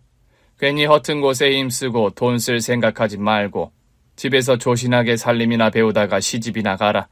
다른 시집 가면 그만인데 무슨 공부를 한다고. 아니에요. 저 대학도 갈 거고 공부 열심히 할 거예요. 저 원래 성적도 좋았고 공부하는 것도 좋아해요. 그러니까 학교 보내주세요. 얘가 또 이렇게 떼를 쓰네? 어린 게 어디 어른 앞에서 소리를 질러? 너 자꾸 이러면 네 아빠한테 이른다. 모든 계모들이 다 그런 건 아니겠지만 제 새엄마는 정말 못된 계모였습니다. 처음 보여주었던 다정하고 친절한 모습은 전부 가식이었던 건지 새엄마는 금세 본색을 드러내며 저를 핍박해왔어요. 처음에는 억지로 살림을 시키고 아버지와 멀어지게 만들더니 결국에는 고등학생인 저에게 학교도 다니지 말라고 하더라고요. 엄마가 돌아가시고 친구들과 학교 생활에 의지하며 살았던 저에게는 청천벽력 같은 일이었습니다. 저는 제발 학교만 보내달라고 새엄마에게 간절히 애원했지만 새엄마는 제 부탁을 무시하며 저를 비웃었습니다. 새엄마, 도대체 저한테 왜 이러세요? 제가 뭘 그렇게 잘못했다고 저를 이렇게 괴롭히세요? 새엄마가 이 집에 들어오고 난 이후로 아빠도 이상해지고 다 이상해졌어요. 다 새엄마 때문이라고요. 얘 좀 봐라. 이게 이제는 엄마 소리도 안 하고 꼬박꼬박 새엄마라 그러네. 그래, 네가 이렇게 나를 계모 취급하는데 내가 너를 친딸처럼 생각할 수 있겠니? 잘해주려고 그랬더니 고마운 줄도 모르는 애를 너는 안 쫓겨나고 집에서 밥이나 얻어먹는 걸 감사하게 생각해야 해. 한겨울에 길바닥에 안 내쫓긴 것만으로 나한테 평생 고마워해야 한다고. 결국 저는 고등학교를 자퇴하며 그 뒤로 집안에 틀어박혀 하루 종일 집안일만 해야 했어요. 그 옛날 데려다 부리던 식모들도 공부를 시켜줬다 그러던데 그 집딸이었던 저는 식모만도 못한 취급을 당하며 계모에게 핍박을 당해야 했습니다. 그렇게 저를 학교에도 보내지 않고 부려먹었던 새엄마는 유독 자기 자식은 귀하게 생각하고 귀하게 키웠어요. 자기 자식은 학원에, 과외에, 유학까지 알아보는데 그걸 다 아버지가 벌어온 돈으로 한다고 생각하니 억울해서 참을 수가 없었습니다. 하지만 이미 아버지께서 제 편이 아니었으니 그 집에서 저만 모난 돌일 뿐이었어요. 그나마 아버지는 제 편일 거라고 생각했는데 새엄마의 자퇴 강요에도 별말 없는 아버지를 보며 저는 아버지에게 품었던 일말의 희망을 접어버리고 말았습니다. 엄마가 살아계실 적 그 아버지는 이제 없는 거라며 저는 아버지도 새엄마처럼 남으로 생각하기로 했죠. 그렇게 저는 그때부터 이를 악물고 그 집안에서 혼자 버티기로 결심했습니다. 자퇴했어도 검정고시를 보고 대학을 갈 수 있다는 말에 저는 어떻게든 공부해서 대학에 가기로 했어요. 그렇게 저는 낮에는 손이 부르트도록 일을 하고 밤에는 계모의 눈을 피해 밤새워 공부하며 그 집에서 탈출할 날만 기다려왔습니다. 사실 마음 같아서는 당장이라도 집을 떠나고 싶었지만 당시 미성년자였던 제가 무작정 가출을 감행할 수는 없었어요. 집을 나가봐야 어디 갈 곳도 없었고 도움받을 어른도 없었거든요. 그런 제가 그 집을 정당하게 도망칠 수 있는 유일한 방법은 대학에 합격하는 것이었습니다. 새엄마 때문에 학교를 다니지 못하게 되었지만 저는 원래 공부를 좋아했고 대학에 대한 꿈을 놓치고 싶지 않았어요. 어쩌면 새엄마한테 당하고만 싶지 않아서 더 보란듯이 대학에 합격하고 싶었죠. 그래서 저는 목숨을 걸고 공부했고 결국 합격 통지서를 받아내게 되었습니다. 아버지와 새엄마 몰래 검정고시 시험을 치르고 수능을 치르면서 저는 너무 외롭고 힘들었습니다. 특히 의붓동생이 새엄마에게 물심양면으로 지원을 받고 보살핌을 받는 걸 볼 때면 저는 유난히도 돌아가신 엄마 생각이 났어요. 그리고 아버지에게는 원망이 들었고요. 그래서인지 대학 입학 통지서를 받았을 때는 마냥 기쁘기보다 마음이 복잡했습니다. 내가 결국 해냈구나 하는 자부심도 있었지만 다른 한편으로는 그 모든 과정에서 누구에게도 응원받지 못했다는 생각에 가족들에 대한 분노와 원망이 터져나올 수밖에 없었어요. 그래도 아버지와는 좋은 추억도 많았기에 마지막까지 희망을 걸어보고 싶었지만 끝까지 제게 무관심한 아버지를 보며 저는 비로소 완전히 모든 기대를 내려놓을 수 있었습니다. 이 사람들은 내 가족이 아니니 이제 이 사람들과의 관계를 끊을 때라고 생각했죠. 그렇게 저는 대학 입학 소식마저 혼자 자축하며 가족들 모르게 조용히 독립을 준비했습니다. 다행히 저는 좋은 성적 덕분에 장학금과 기숙사를 지원받을 수 있었기에 당장 지낼 곳을 걱정하지 않을 수 있었어요. 그 집에서 벗어날 수 있는 입학날이 오기만을 기다리며 제 물건들을 정리하고 있었죠. 야, 너 밖에서 무슨 짓을 하고 다니는 거야? 네 앞으로 무슨 우편이 날아오니? 제 거 주세요. 제가 알아서 할게요. 이것도 말하는 뻔세 좀 봐라. 야, 네가 이러니까 엄마 없다는 소리 듣고 다니는 거야. 애가 나이를 먹으면 철이 들어야지. 왜 이렇게 싸가지가 없니? 그래서 이게 뭔데? 뭐야? 너 설마 대학에 갈 생각이야? 그런데 하필 그 전에 새엄마가 제 입학 관련 서류를 보고 말았습니다. 네, 저 대학 가요. 야, 너 같은 애가 무슨 대학이야? 야, 너 그동안 나 몰래 공부하고 있었던 거야? 애가 밤마다 방에 틀어박혀서 뭐하나 했더니 집에서 나갈 궁리만 했어? 너 이게 뭐하는 짓이야? 언제부터 이런 짓을 꾸미고 있었어? 새엄마가 저 자퇴시켰던 그날부터요. 고등학교는 억지로 자퇴해야 했지만 대학은 꼭 가고 싶었거든요. 너, 내가 그때 한 말을 이해 못한 거니? 네가 무슨 대학을 가니? 너는 그냥 집에서 살림이나 하다가 시집가면 된다니까? 너 돈은 있니? 우리가 네 대학 등록금을 내줄 것 같아? 누가 등록금 달래요? 애초에 기대도 안 했고 저도 당신들 도움은 필요 없어요. 이미 전액 장학금 받기로 했거든요. 뭐라고? 야, 너 그걸 네 마음대로 결정해도 되는 거야? 나나 네 아빠가 허락한 적이 없는데. 이게 어디 감히 지 마음대로 하려고 그래? 저 이제 20살이에요. 법적으로 의사 결정권이 있는 성인이라고요. 그런 제가 하겠다는데 누가 막을 건데요? 기가 막히네. 진짜. 야, 너 거기 가서 얼마나 버틸 수 있을 것 같은데? 너 대학 가면 나 너 이 집에서 쫓아낼 거야. 그럼 네가 하루라도 살 수 있을 것 같아? 이제 와서 제 걱정하는 척하지 않으셔도 돼요. 성적 좋아서 기숙사도 들어가게 되었으니까. 생활비야 과외에서 벌면 되는 거고요. 너 네가 아직 어려서 세상 물정을 모르나 본데. 세상살이라는 게 그렇게 호락호락한 게 아니야. 네가 무슨 수로 장학금을 받고 기숙사에 들어간다는 건지 모르겠지만 세상 일이 너 원하는 대로 돌아갈 줄 아니? 네 아버지도 널 포기했는데 누가 너를 도와줄 것 같아? 난 누구 도움도 필요 없어요. 여태 아무도 나를 돕지 않았지만 내가 나를 도우면서 버텼어요. 아버지라는 사람은 나를 포기했는지 모르겠지만 나는 나를 포기하지 않았다고요. 그런 덕분에 이제야 이 지긋지긋한 곳을 벗어나게 됐죠. 그리고 설령 나가서 길바닥에서 굶고 다니더라도 이 집에서 사는 것보다는 나을 거예요. 당신이 이 집에 들어오고 난 뒤로 내가 이 집에서 하루라도 편히 산 날은 없었으니까. 죽을 때 죽더라도 당신들 얼굴 안 보이는 곳에서 죽을 테니까 이제 남의 일은 신경 끄세요, 아줌마. 저는 제게 끝까지 악담하는 새엄마에게 단호하게 대답했습니다. 매번 주눅이 들어 대꾸 한마디 못하던 제가 따박따박 대드는 모습에 놀랐는지 새엄마는 아무 말도 못하고 씩씩거리고만 있었어요.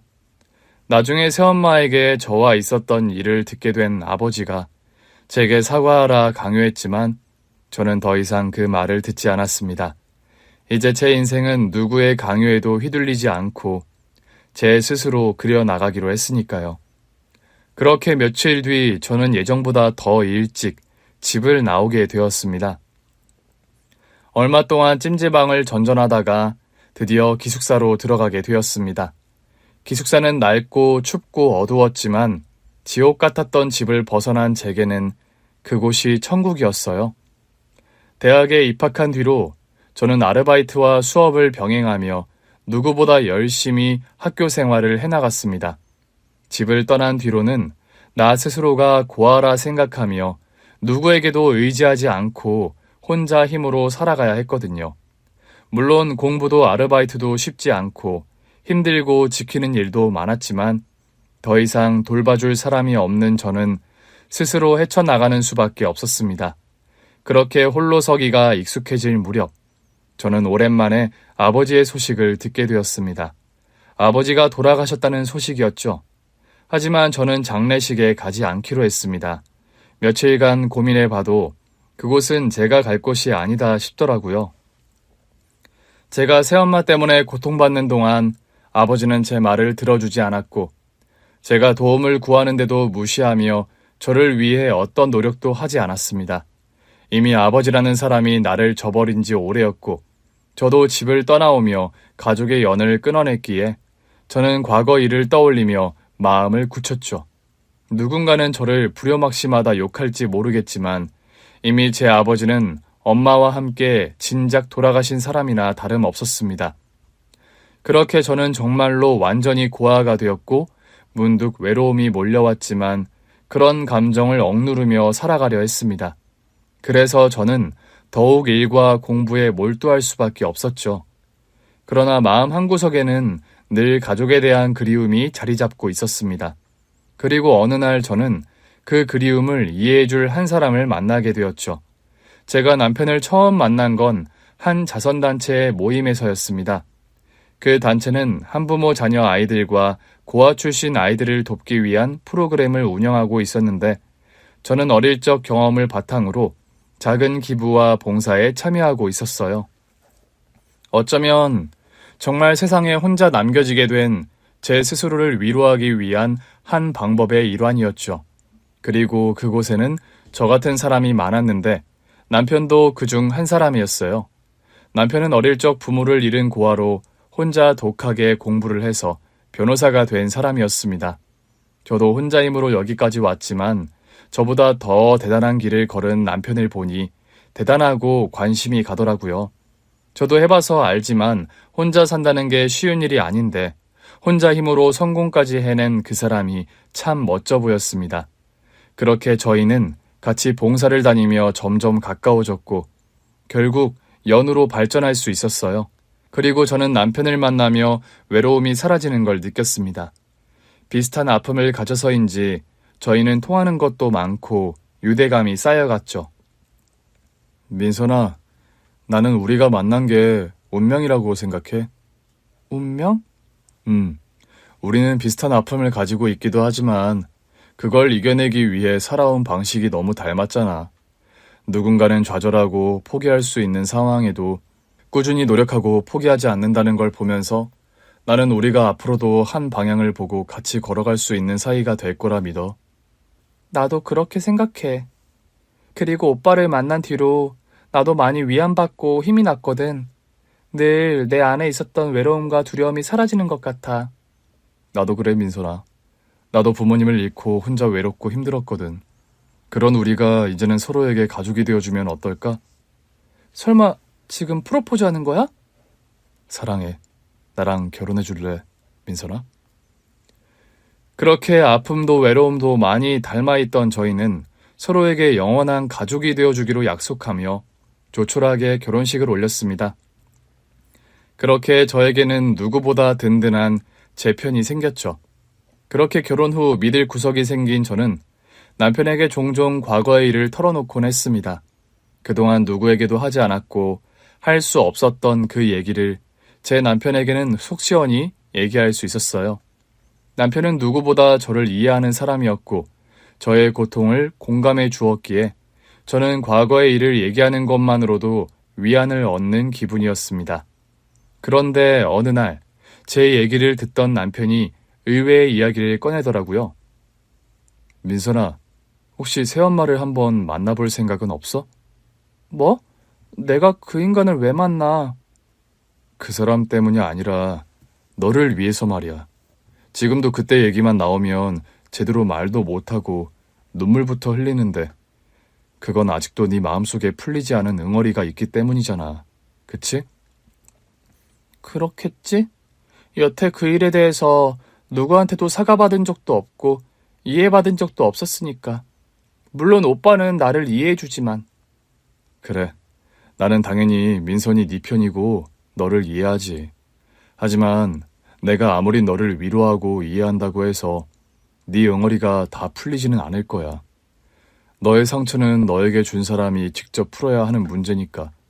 나는 민선이 네가 새엄마에게 사과를 받아야 한다고 생각해. 됐어. 이제 와서 사과는 무슨. 내가 그렇게 힘들었는데 겨우 사과 한마디로 그 여자를 용서해 줄 것 같아? 차라리 사과 안 듣고 용서 안 하는 게 나아. 그래서 평생 그 여자 원망하고 증오하면서 살 거야. 나를 힘들게 한 걸 생각하면 그 여자를 그렇게 쉽게 용서할 수가 없다고. 그 사람을 위해서 용서하라고 하는 게 아니야. 민선아, 나는 너를 걱정하는 거야. 네가 그렇게 평생 원망하고 증오하면 네가 정말 행복할까? 남을 증오하는 삶이 얼마나 답답하고 괴로운지는 누구보다 네가 잘 알잖아. 나는 민선이 네가 이제라도 그런 증오에서 벗어나서 진심으로 행복해졌으면 좋겠어. 그러기 위해서는 용서하고 마음속 상처를 치유해야지. 오빠 말이 다 맞아. 나도 머리로는 그 말을 이해해.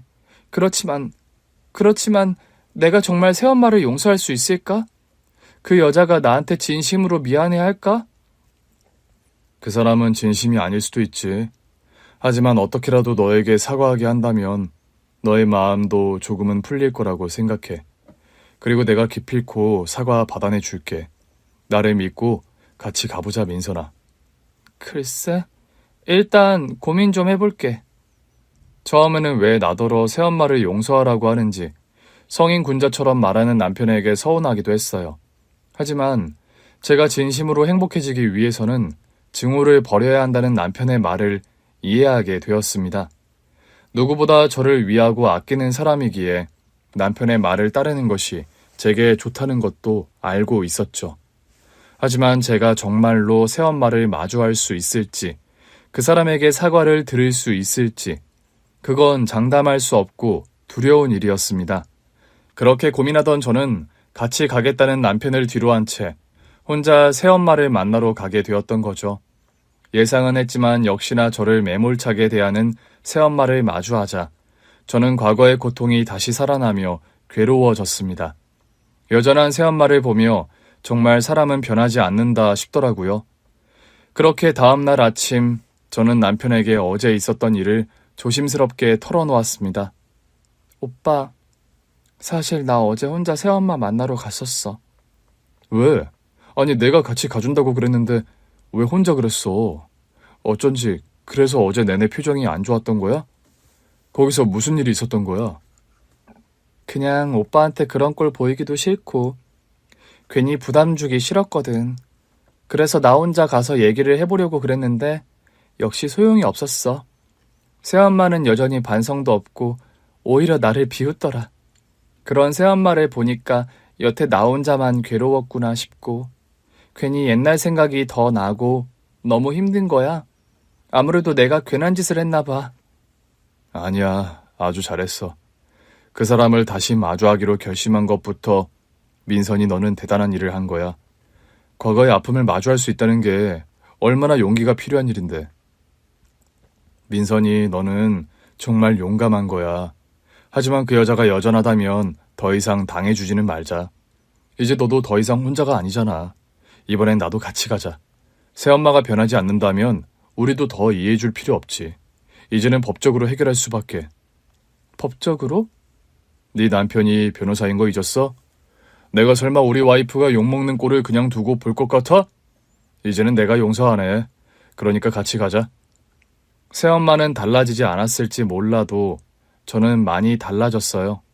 과거에는 어리고 약해서 당하기만 했던 저였지만 이제 저는 마냥 당하지만은 않는 어른이었습니다. 그리고 누구보다 저를 걱정하는 능력 좋은 제 남편도 있었죠. 남편은 자신과 같이 새엄마를 찾아가자며 저를 잡아 끌었고 그렇게 이번에는 남편과 같이 새엄마를 찾아가게 되었습니다. 민선이 너는 걱정하지 마. 내가 다 알아서 할 거니까. 너는 더 이상 아무 말도 안 해도 돼. 그렇게 남편이 현관배를 누르자 새엄마가 문을 열었습니다. 그리고 새엄마는 제 얼굴을 보자마자 인상을 찌푸리며 짜증을 뱉었죠. 뭐야, 너 또 왔니? 말했잖아, 이제 다시는 보고 지내지 말자고. 얘가 왜 한 번 말하면 말귀를 못 알아들어? 이 사람은 또 누구고? 제 남편이에요. 새엄마가 어제 그러셨잖아요. 제가 시집은 잘 갔는지 무척이나 궁금해하고 걱정하시는 것 같길래 직접 인사라도 시키려고 데리고 왔어요. 새엄마가 아무리 못된 계모라 그래도 사위 얼굴은 보여드려야 할 것 같아서. 안녕하세요, 장모님. 처음 뵙겠습니다. 저는 민선이 남편 강현민이라고 합니다. 남편과 같이 왔다는 소리에 새엄마는 눈이 휘둥그레졌습니다. 그리고 이내 멀쑥한 차림의 남편을 위아래로 훑어보더라고요. 그 시선에는 감히 니깎게 멀쩡한 남편을 만나기나 했냐 싶은 의심의 눈초리가 담겨 있었죠. 남편? 어머, 네가 정말 결혼하기는 했구나. 근데 네 남편은 뭐 하는 사람이니?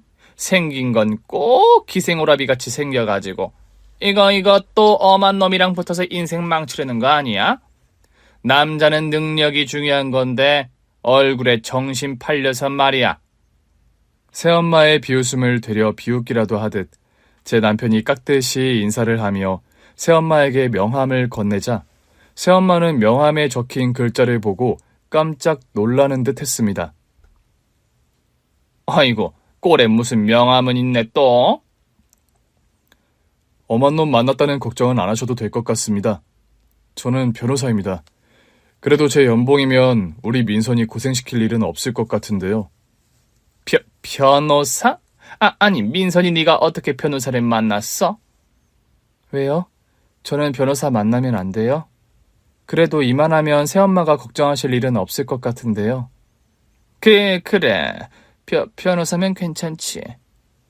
16살에 식모로 부려먹다가 20살에 집 나간 제가 어디서 논팽이나 만났을 줄 아는 건지 제 남편의 직업에 깜짝 놀란 새엄마의 얼굴은 꽤 볼만한 모습이었습니다. 최고의 복수는 성공이라 그러더니 새삼 제가 결혼을 잘했구나 싶더라고요. 사실 저도 민선이가 어릴 때 어떤 일을 겪었는지 알고 있습니다. 아무래도 제 아내의 일이다 보니 저로서는 안타까운 마음이 들더군요. 그래서 저는 장모님이 사과하시고 아내가 용서하기를 바랐지만 장모님이 어제 그 기회를 날려버렸다고 들었어요. 아니, 다 지난 이야기를 가지고 무슨 사과를 하고 용서를 해. 그냥 묻어두고 사는 거지. 글쎄요. 가해자 입장에서는 그게 그렇게 쉬운 건지 모르겠지만 피해자 입장에서는 그럴 수가 없는 거라서요. 그래서 정확히 말씀드리자면 장모님께서는 제 아내에게 하신 몇 가지 행동들이 법적으로 문제가 될 수 있다는 걸 알려드리고 싶습니다. 무슨 문제라는 거야? 내가 뭔 죽을 죄를 지었어? 민선이를 학교도 보내지 않고 가사 노동만 시켰다는 것. 어린 시절 민선이에 대한 언어적, 정서적 폭행 모두 법적으로 충분히 논의할 여지가 있는 문제입니다. 그리고 돌아가신 아버님의 유산에 대해서 제 아내의 권리를 제대로 고려하지 않으셨다는 것도 큰 문제가 되겠네요. 아니, 그건 다 옛날 일이고 벌써 10년도 더 지났는데 그걸 이제 와서 문제 삼겠다고 하면 참 곤란한데. 그건 어머님이 아니라 법이 판단할 문제죠. 아시는지 모르겠지만 어린 자녀를 핍박하는 건 심각한 아동학대고 아동학대는 공소시효가 상당히 깁니다. 지금이라도 저희가 문제를 제기한다면 실형도 받을 수 있는 부분이라는 거죠. 아시겠어요? 변호사 남편은 법 얘기를 꺼내자 새엄마는 얼굴이 새파래지며 말을 더듬었습니다. 사과하라는 제 말에는 겁도 안 먹더니 그 여자도 감옥 가는 건 싫은 건지 법적인 문제를 꺼내니 아무 말도 못하더라고요. 더군다나 제 남편이 변호사였으니 당장이라도 감옥에 가게 되는 건 아닐까 겁이 났을 겁니다. 그러자 잔뜩 수그러진 새엄마는 전과 다른 겸손한 태도로 나왔습니다. 아니, 내가 무슨 애를 때린 것도 아니고. 언어폭력과 방임도 엄연한 학대입니다. 그래서 나한테 뭘 원하나? 내가 뭘 어떻게 하면 좋겠어? 글쎄요. 변호사인 제가 당장이라도 장모님을 고발하고 법적으로 죗값을 치르게 하는 건 조금도 어려운 일이 아니지만 저희 아내가 워낙 마음이 약해서 새어머니에게 그렇게까지 하고 싶지는 않을 것 같네요. 그때나 지금이나 제 아내가 장모님께 바라는 건 장모님의 인정과 사과일 겁니다. 그러니 지금이라도 장모님이 민선이에게 진심으로 사과하시고 아버님의 유산에 대해 민선이가 받아야 할 정당한 몫을 주신다면 저희도 이 문제를 원만하게 해결할 의향이 있다는 걸 말씀드리고 싶습니다. 남편이 정중하면서도 단호한 말투로 얘기하자 새엄마는 잔뜩 겁을 먹었습니다. 그리고 무슨 생각을 하는지 혼란과 두려움이 섞인 표정을 하고 한참 동안 말이 없더라고요. 제 남편이 하는 말이 그냥 농담이 아니라는 걸 그 사람도 알았을 테니 지금 어떻게 해야 하는 게 옳은지 생각이 많아지겠죠. 그러다 새엄마가 갑자기 억지 웃음을 지으며 말을 돌렸습니다. 아이고, 변호사라 그런지 말도 잘하고 대단하네. 내가 변호사 사위를 볼 줄이야. 민선이 네가 운이 참 좋다. 너 혼자 열심히 대학 가서 공부도 하더니 성공한 남편도 만나고 말이야. 새엄마. 괜한 소리 말고 해야 할 말을 하세요. 진심으로 사과하고 아버지 유산을 정리해달라고요. 그래, 유산 문제는 내가 확인해보마. 네 아버지가 뭐 대단한 걸 남긴 건 아니지만 너도 이제 네 몫을 챙겨야지. 너도 우리 가족이니까. 그리고 너한테 했던 건 내가 미안했다. 그때는 나도 젊고 철이 없었어. 내 자식 챙기는 것만으로도 벅차서 너까지 챙겨줄 여력이 없었나 보다. 나도 고생 모르고 살았으면 너한테 그렇게까지는 안 했을 건데 내가 워낙 힘들게 살아서 그런 거라고 이해를 해다오. 이제 와서 내가 새엄마가 나한테 한 짓을 정당화시켜줄 이유는 없죠. 그때 나는 고작 16살이었어요. 그리고 당신은 그 어린 나한테 해서는 안 될 짓을 저질렀고, 그러니까 이제 와서 나한테 그딴 이해 바라지 마세요. 지금은 아니어도 언젠가는 꼭 당신이 저지른 잘못에 대가를 치를 테니까. 미안하다. 미안해, 민선아. 너도 이제는 다 잊고 편하게 살아라. 결국 저는 새엄마에게 사과를 받아냈고, 늦었지만 제 몫에 대한 아버지의 유산도 제대로 정리할 수 있었습니다. 처음에는 새엄마에게 사과를 받는다고 뭐가 다를까 싶었지만 막상 사과를 듣고 나니 갑자기 알 수 없는 감정들이 몰려들기 시작했어요. 어릴 적 겪었던 슬픔과 고통, 그동안의 외로움과 서러움, 그리고 왠지 모를 후련함까지 모든 감정들이 뒤섞여 그냥 하염없이 눈물만 나더라고요. 그렇게 저는 남편의 품에 안겨 몇 시간을 원 없이 울었습니다.